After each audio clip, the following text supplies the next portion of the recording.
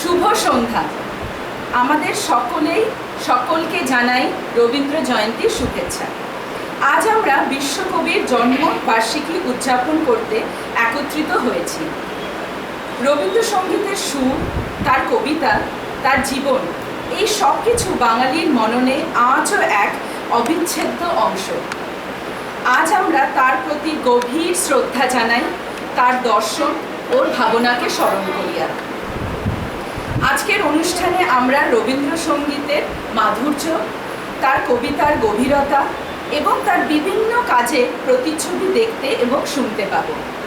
এই অনুষ্ঠানে সকলের সক্রিয় অংশগ্রহণের মাধ্যমে আমরা রবীন্দ্র ঐতিহ্যকে আরও সমৃদ্ধ করতে পারব। তার সৃষ্টিশীলতা, তার মানবতা, তার শিক্ষা ও সংস্কৃতির প্রতি আমরা কৃতজ্ঞতা জানাই। আজকে এই আনন্দকর পরিবেশে আসুন আমরা বিশ্বকবির প্রতি শ্রদ্ধার্ঘ্য নিবেদন করি ও সকলে একই সাথে একত্রিত হয়ে একটি কোরাস করি, আনন্দ লোকে মঙ্গলা লোকে।